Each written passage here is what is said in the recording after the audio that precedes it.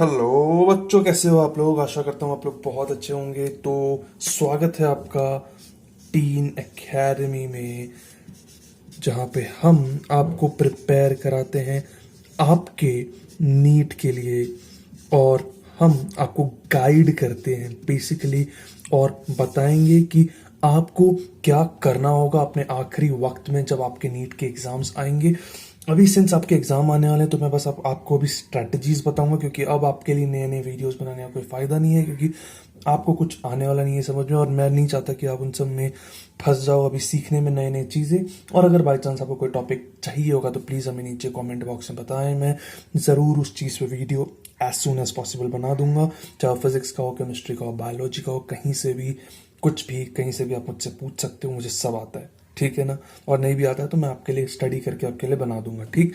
तो अब जो प्रॉब्लम ये है कि मैं आपसे पूछ रहा हूँ कि गाइड क्या होगा, और आप सोचो कि मैं अब एज गवर्नमेंट ने हमें बोला है कि अगस्त या सितंबर तक हमारा एग्जाम होगा। अभी तक नीट का फॉर्म तक नहीं निकला है, बट अगस्त या सितंबर तक जो एग्जाम होगा उसमें आपको करना क्या होगा। सिंस आज आज जब मैं इस वीडियो को बना रहा हूँ, आज जून का 25 है, ठीक है ना, 25 तारीख है जून का।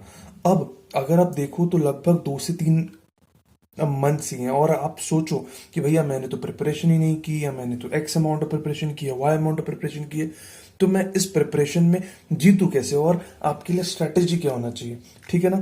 तो आइए हम इसको अब मिटा देते हैं। तो अब सब ये मिट चुका है, तो अब मैं बताता हूँ। देखो, अगर आप नॉर्थ इंडियन स्टेट से हो, नॉर्थ इंडियन स्टेट्स ए के एग्जाम्पल बिहार, मैं भी यहीं से हूँ, यूपी, दिल्ली, ये यूटी है ठीक है, और दिल्ली, उसके बाद फिर कुछ हद तक राजस्थान भी देख लो, हरियाणा देख लो, ठीक है ना। अगर आप इन स्टेट्स से हो तो आपका स्ट्रेटेजी क्या होना चाहिए, क्योंकि देखो भाई, आपको मैं बता दूं, इस साल लोगों ने ऑनलाइन क्लासेस की, इस साल लोगों ने ऑनलाइन पढ़ाई की है। जिसको नीट फोड़ना है ना, उसने बहुत ज़्यादा पढ़ाई की, क्योंकि इस साल जो नॉर्मल स्कूल्स का जो टेंशन था वो नहीं होता, क्योंकि आपको ही पता है ऑनलाइन क्लासेस किस तरीके से चलती हैं, सबको पता है, ठीक है ना। तो बेसिकली इस साल बच्चों ने किस तरीके से पढ़ा होगा वो सबको पता है, फाड़ू तरीके से पढ़ा होगा, ठीक है ना। तो ये जो मेजर स्टेट है, जैसे बिहार में इस साल अगर आपको नीट का मार्क्स के लिए आपको वो चाहिए हो सकता है, तो 600 तो आपको आना ही होगा। उसके बाद ही आपको एवरेज सा कॉलेज मिलेगा बिहार में। बिहार में ज़्यादा एमबीबीएस के कॉलेजेस नहीं है, 5-6 एमबीबीएस के गवर्नमेंट कॉलेजेस हैं, और जो पीएमसीएच है जो कि बिहार का टॉप कॉलेज है, जिसमें पाने के लिए लोग मरते हैं, उसमें 525, 530, और जितने मैं बता रहा हूँ वो जनरल कैंडिडेट्स के लिए बता रहा हूँ।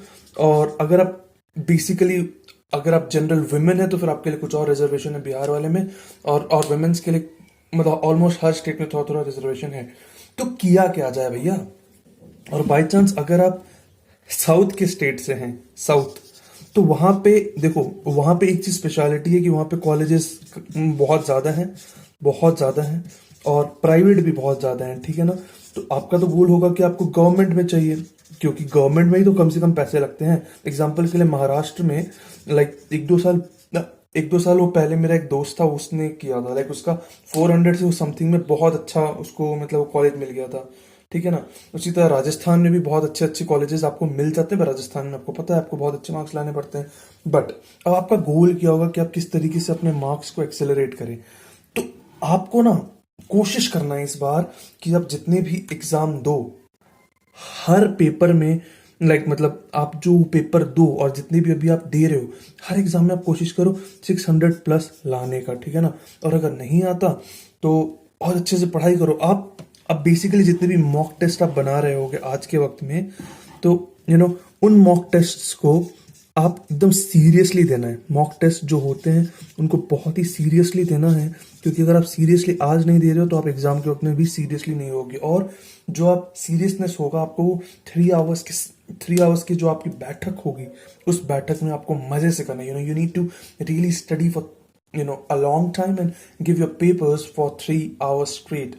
Don't cheat. आपको चीट नहीं करना, आपको बेसिकली बैठना है एग्जाम जैसे सेटअप में बैठना है और इसको आराम से करना है। कोई ज्यादा झोल झपाटा नहीं होनी चाहिए। और जो मॉक टेस्ट होती है ना, मैं कहूँगा कम से कम 50 मॉक टेस्ट होना चाहिए बिफोर नीट एग्जामिनेशन। 50 का मतलब क्या होता है पता है? 50 का मतलब होता है 2 महीने में ऑलमोस्ट, अगर आप 60 मान लो, 2 महीने में हर रोज एक मॉक। हर रोज एक मॉक का मतलब होता है हर रोज 3 घंटे का स्टडी, और उस स्टडी में मतलब ऑब्वियसली एग्जाम देना, और जो उस स्टडी के बाद आपको जो आपने उसमें मिस्टेक्स किए होंगे उसको एनालाइज करना और उसको अच्छे से पढ़ना, ठीक है ना। तो आप बेसिकली उसको स्टडी करोगे तो फिर आप अच्छे हो पाओगे। ये आपका सिंपल गोल होना चाहिए, कुछ भी नया नहीं पढ़ना आप तो, ठीक है ना। अगर आपका बाई चांस 11th का फिजिक्स बाकी, मत पढ़ो, अभी कुछ नहीं पढ़ना है, ठीक है ना। अभी टॉपिक वाइज जाना है, ठीक है ना। अभी जैसे एग्जाम्पल के लिए बताता हूँ, एक सेकंड में ये बिट अभी मैं इसको मिटा देता हूँ। अब चलो हम लोग मान लेते हैं एक स्टूडेंट है जिसका नाम है ऋषभ, ठीक है ना। अब चलो मैं आपको एक बिल्कुल ही एग्जाम्पल्स के थ्रू बताऊंगा कि आप किस तरीके से एग्जाम को फोड़ दो, ठीक है ना। और बस 60 डेज के अंदर आपको एग्जाम को फोड़ना, ये मेरा गोल है। इसका मान लेते हैं 12th के टाइम में इसका जो 10th में परसेंटेज था वो था, मान लेते हैं 9.6 जीपीए सीजीपीए, ठीक है ना। और अगर मतलब 9.6 है तो फिर मतलब मान लेते हैं लगभग 90% के हिसाब से इसका आया हुआ है, ठीक है, मान लेते हैं। अब जब इस बंदे का 90% आया है और इसने 11th में ठीक से पढ़ाई नहीं की है, not studied well, not studied well, हम लोग सब ऐसे ही होते हैं। आपने भी, आप में से 99% लोगों ने भी 11th में कुछ नहीं पढ़ा हो, क्योंकि 11th का सिलेबस ही बहुत ज्यादा टफ है, ठीक है ना। और ऐसे भी लोग ज्यादा नहीं पढ़ते 11th में। तो 11th not studied well at all, but 12th में मैंने फोड़ा है। 12th में बहुत ज्यादा सीरियस हो गया था। 12th में सीरियस बंदे, सीरियस ऋषभ ने बहुत पढ़ाई की है। Rishabh studied well. तो अब ऋषभ का गोल है कि भैया मुझे नीट चाहिए जैसे भी करके। तो ये ऋषभ कैसे नीट क्रैक करेगा? और उसके पास बस आने वाले 2 से 3 महीने ही है अप्रोक्सीमेटली। हम मान लेते हैं कि चलो भैया अगस्त में ही होगा, तो 2 से 3 महीने ही है, ठीक है ना। तो 2 to 3 मंथ्स में ऋषभ का एक गोल होना चाहिए। उसको पता है कि उसका नहीं निकलेगा, बहुत मुश्किल है, क्योंकि उसने 11th तो कुछ बिल्कुल भी नहीं पढ़ा, और 11th का जो सिलेबस होता है लगभग 45 to 50% वो हो जाता है आपका जो क्वेश्चन पेपर होता है। तो उसमें उस बंदे ने कुछ बिल्कुल भी नहीं पढ़ाई की है 11th की। तो उसका गोल कैसे वो पूरा कर सकता है? उसको नीट क्रैक करना है, और वो जनरल कैटेगरी का बंदा है, बिहार, यूपी और नॉर्थ इंडियन स्टेट में, जहां पे उसको मार्क्स ज्यादा लाना चाहिए। अब हम इस एनोलॉजी में चलते हैं कि उसने 12th में ठीक से पढ़ाई की है, 12th में उसका लगभग 90% आ जाएगा, ठीक है ना। 12th में उसका लगभग 90% आ जाएगा, ठीक। तो वो किस तरीके से कर सकते हैं मैं बताता हूं। अब मैं ऋषभ को कहूंगा कि ऋषभ भाई, तुम अब न्यू चैप्टर्स बिल्कुल ही स्टॉप कर दो, या फिर तुमने जो चैप्टर्स नहीं पढ़ी हैं सबको 0/सन्नाटा, बिल्कुल मत पढ़ो, कुछ भी मत पढ़ो। बुक्स जितने भी तुमने खरीदे थे सबको हटा दो, नोट्स जो भी हैं तुम्हारे मतलब वो पास रख लो, और अगले 2 से 3 महीने एट मिनिमम एक प्रीवियस ईयर क्वेश्चन या एक मॉक आपको ले सकते हो। मॉक बेसिकली क्या होता है, जो कोचिंग इंस्टीट्यूट होते हैं वो ऑनलाइन आजकल मॉक करवा देती हैं, अनअकैडमी भी करवाता है, अगर आप करवाना चाहो तो करवा सकते हो, but this video is not sponsored, okay. अच्छा करवाता है, मैंने सुना है मेरे दोस्तों से, ठीक। तो एक मॉक आप बिल्कुल इजीली आप कर सकते हो, ठीक है ना। या फिर एक, अगर आप अफोर्ड नहीं कर सकते, क्योंकि मतलब उसका जो कॉस्ट होता है वो कुछ होता है 5-10 हज़ार के रेंज का कॉस्ट होता है, अगर आप अफोर्ड नहीं कर सकते तो हजारों क्वेश्चन पेपर ऑनलाइन अपलोडेड है। AIPMT, JIPMER, AIIMS Delhi, AIIMS के क्वेश्चन पेपर लाखों, हजारों नहीं लाखों क्वेश्चन पेपर ऑनलाइन है। मॉक के और टाइप के भी क्वेश्चन पेपर्स मिलेंगे, कोशिश करोगे मिल जाएगा, ठीक है ना। बहाने नहीं चाहिए कि हमारे पास पैसे नहीं है, मम्मी पापा गरीब हैं, ये वो सब बहाने आज के वक्त में अगर आप कहते हो तो तुम बहुत बड़े झूठे हो, और तुम अपने आप से झूठ बोल रहे हो, ठीक है ना। ये मैं बिल्कुल ब्लेटेंटली ऑनेस्टली कहना चाहूंगा। 99% लोग आज जो हम मतलब ये मेरा वीडियो देख रहे हैं, ये स्मार्टफोन पे देख रहे हैं। स्मार्टफोन है तो आप दुनिया को मुट्ठी में कर सकते हो, ठीक है ना। बीबी की वाइंस ने भी तो यार, उसका एक नॉर्मल सा फोन हुआ करता था, उसने उस फोन से दुनिया हिला दी बीबी की वाइंस ने। तो तुम तो एक, हाँ, तुम्हें तो बस क्वेश्चन पेपर चाहिए। चलो यार, हम ऑफ टॉपिक जा रहे हैं, जो मैं इसको मिटा देता हूँ, ठीक।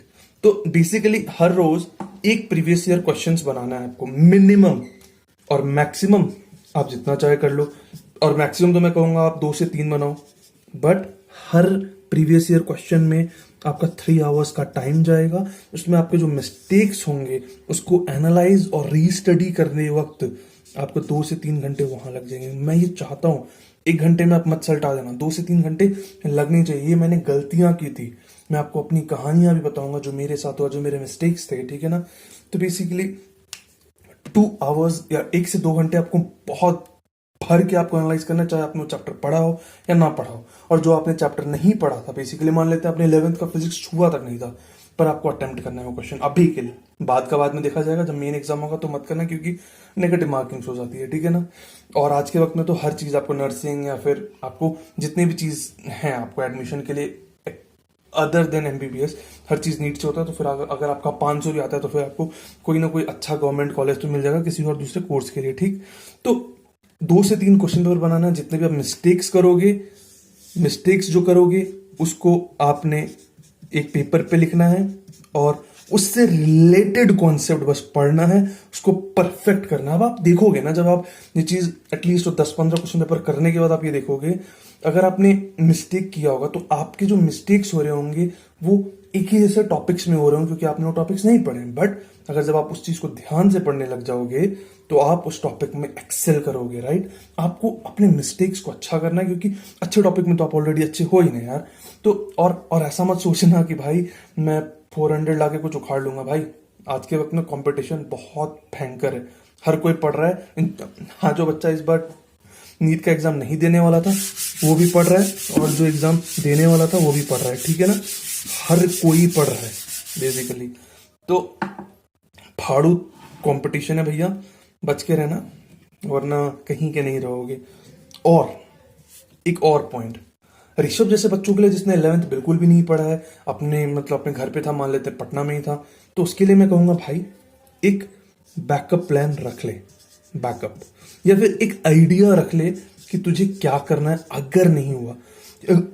अगर तूने जस्ट 12th पास किया तो एक ऑप्शन हो सकता है ड्रॉप का, दूसरा ऑप्शन हो सकता है बीएससी या और भी कोई कोर्स लेने का, अदर कोर्सेस, और प्राइवेट एमबीबीएस और फॉरेन एमबीबीएस।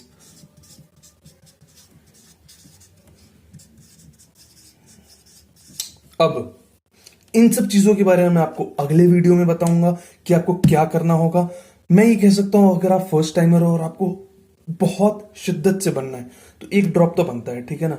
और अगर आपने एक ड्रॉप ऑलरेडी हो चुका है और आपको लग रहा है कि आपकी इंप्रूवमेंट 20 से 30% जितनी हुई, चलो मान लेते हैं आपका फर्स्ट अटेम्प्ट में लगभग मान लेते हैं 400 मार्क्स आया था, ठीक, पर आपके अगले अटेम्प्ट में 410 आया, तो भाई प्लीज मत करना ड्रॉप यार, मत करना। देखो, तुम अगर बहुत शिद्दत से डॉक्टर बनना चाहते हो तो अलग बात है, बट मत करना यार। मुझे लगता है कि 400 से 410 is a very bad growth. अगर तुम 400 से 510 ले आओ चलो, तो तुम एक ड्रॉप का सोच सकते हो। बट इसमें भी मैं कहूंगा किसी एवरेज से, प्राइवेट से, घटिया कॉलेज में बीएससी में एडमिशन करवा लेना, फिर करना, क्योंकि मेरे कुछ दोस्त हैं जिनके बारे में मैं आपको बाद में बताऊंगा।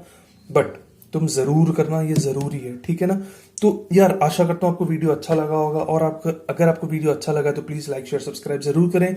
मैं कुछ और शॉर्ट्स जरूर बनाऊंगा आपको बताते हुए कि आपको प्राइवेट में जाना चाहिए, बीएससी करना चाहिए या फिर फॉरेन में जाना चाहिए। शॉर्ट्स वीडियो आने वाली है बहुत सारी, तो greatness is waiting. Thank you for watching, bye bye, take care, NEET फोड़ो मेरे डॉक्टर्स।